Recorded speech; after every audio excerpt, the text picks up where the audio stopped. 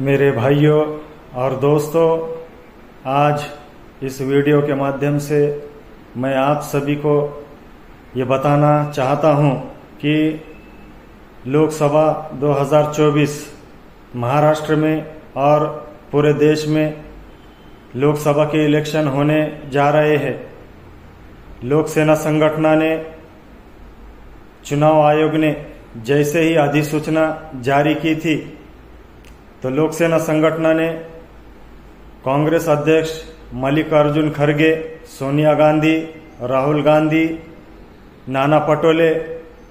राष्ट्रवादी के प्रमुख शरद पवार और शिवसेना प्रमुख उद्धव ठाकरे, इनको लेटर लिखकर यह मांगनी की थी कि राज्य के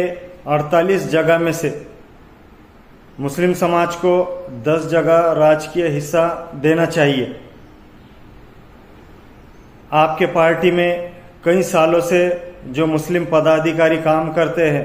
कांग्रेस में, राष्ट्रवादी में, शिवसेना में, और जो खुद को धर्मनिरपेक्ष पार्टी कहकर मुसलमानों को जो चुनाव में सिर्फ इस्तेमाल करती है, ऐसे पार्टियों को लोक सेना ने मांग की थी कि इन पदाधिकारियों को, इन कार्यकर्ताओं को महाराष्ट्र के 48 जगह में से 10 जगह राजकीय हिस्सा बोलकर उम्मीदवारी देना चाहिए। लेकिन लोक सेना संगठन के मांगनी के तरफ महाविकास आघाड़ी ने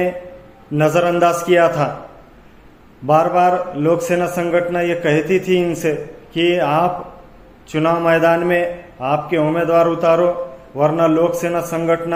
अपने उम्मीदवार उतारेगी। और इसी तरह लोक सेना संगठन ने पूना के शिरूर मतदार संघ से एक अल्पसंख्यक व्यक्ति को टिकट देकर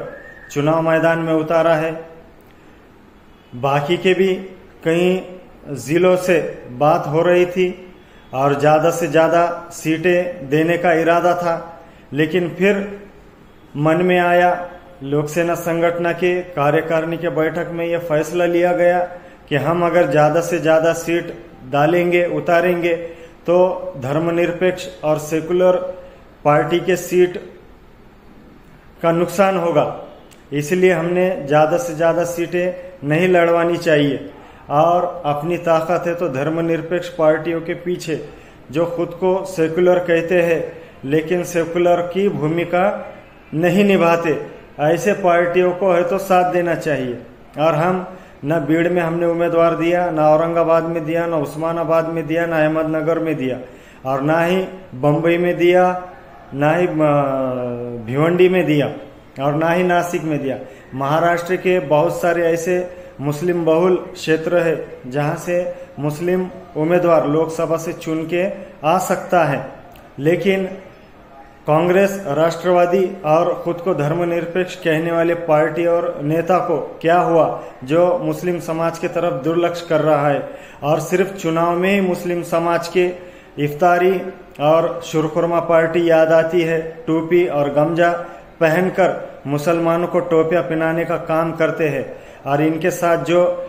मुस्लिम समाज के जो बगल बच्चे हैं जो खुद भी टोपियां पहनते हैं और समाज को भी टोपियां पहनाने की कोशिश करते हैं, ऐसे इनके पीछे पीछे फिरते हुए नजर आते हैं। तो मैं ये कहना चाह रहा था कि कई दिनों से लोक सेना संगठन ये मांग कर रही थी कि राज्य में मुस्लिम समाज को राजकीय हिस्सा होना चाहिए, देश में मुस्लिम समाज को राजकीय हिस्सा होना चाहिए। मुस्लिम समाज के जो अहम मुद्दे हैं, अहम समस्याएं हैं, उनके तरफ ये पार्टियों ने, नेताओं ने ध्यान देना चाहिए। जैसे शिक्षण है, आरक्षण है और संरक्षण है, ये ऐसे महत्वपूर्ण विषयों पर धर्मनिरपेक्ष और सेकुलर पार्टियों के नेता और पार्टियों ने तो ध्यान देना चाहिए। लेकिन हमेशा मुस्लिम समाज की तरफ इन पार्टियों के नेताओं की तरफ से नजरअंदाज किया जाता है। हम बार बार ये कह रहे थे कि कांग्रेस, राष्ट्रवादी और इतर पार्टियों के नेताओं ने मुस्लिम समाज के आम लोगों में पंचर वाले के घर पर, साइकिल वाले के घर पर, भंगार वाले के घर पर, गिरनी वाले के घर पर, होटल वाले के घर पर, टपरी वाले के घर पर, ऐसे कई गौर गरीबों के घर पे जाकर ये उम्मीदवारों ने, ये नेताओं ने है तो उनके समस्या को जानना चाहिए, उनके समस्याओं के ऊपर है तो बात करनी चाहिए। लेकिन आज तक ये नेता है तो गौर गरीबों के घर पर न जाकर बड़े बड़े नेताओं, मुस्लिम नेताओं के शुरखुरमा पार्टी में और इफ्तार पार्टी में जाकर है तो मुस्लिम समाज से वोट की भीख मांग रहे हैं। लेकिन मैं ये कहना चाहता हूं कि अगर आपको है तो मुस्लिम समाज के आम लोगों से अगर वोट चाहिए तो आपको है तो आम मुसलमानों के घरों पे जाकर अपनी भूमिका स्पष्ट करनी चाहिए कि आप मुस्लिम समाज के शिक्षण के लिए क्या करना चाहते हैं, आरक्षण के लिए क्या करना चाहते हैं, संरक्षण के लिए क्या करना चाहते हैं, मुस्लिम लड़कियों के हॉस्टल के लिए क्या करना चाहते हैं। आप हर जिले में मुस्लिम लड़कियों के हॉस्टल की जरूरत है, अल्पसंख्यक विद्यार्थियों के, छात्रों के हॉस्टल की जरूरत है। आप है तो मुस्लिम आरक्षण का मुद्दा कई सालों से मांग की जा रही है, आंदोलन किया जा रहा है, उसके तरफ नजरअंदाज किया जा रहा है। संरक्षण के लिए देश में हर जगह मॉब लिंचिंग के जरिए से है तो दंगे फसाद कराकर और मॉब लिंचिंग के माध्यम से तो मुस्लिम नौजवानों को, युवकों को टारगेट किया जा रहा है, उन्हें मारा जा रहा है। और सरकार है तो सिर्फ देखने की भूमिका ले रही है, ना सरकार है तो कोर्ट में है तो अच्छे से मुसलमानों को इंसाफ दिलाने के लिए कोशिश कर रही है, और ना ही पुलिस प्रशासन के माध्यम से उन्हें न्याय दिलाने की कोशिश कर रही है। तो ऐसे सरकारों को और ऐसे पार्टी और नेताओं को हम ताकत देने के बजाय हम हमारी खुद की ताकत बनाए, हम हमारे एक प्लेटफॉर्म पर आए, हम एकजुट हो। अभी सुनने में आया कि कांग्रेस के बहुत बड़े नेता आरिफ नसीम खान साहब, जो कांग्रेस के प्रदेश कार्यकारी अध्यक्ष है, इन्होंने है तो अपने प्रचार प्रमुख का और कांग्रेस का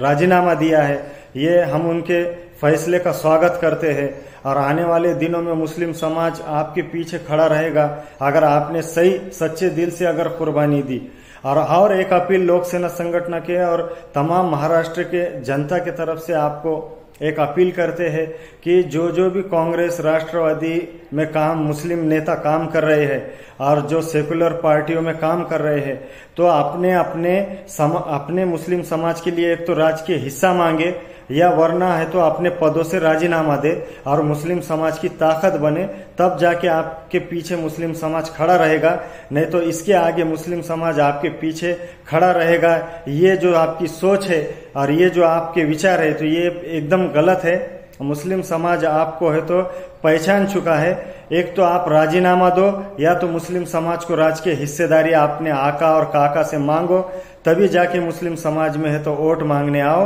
वरना मुस्लिम समाज के वोटों को आप भूल जाओ। और महाराष्ट्र के और देश के तमाम मुस्लिम नेताओं से अपील की जाती है कि अपने अपने पदों के राजीनामा दो, तब जाके ये सेकुलर पक्ष, पार्टी और नेता के होश ठिकाने पे आ जाएंगे। ऐसी मैं आप तमाम मुस्लिम नेताओं से अपील करता हूं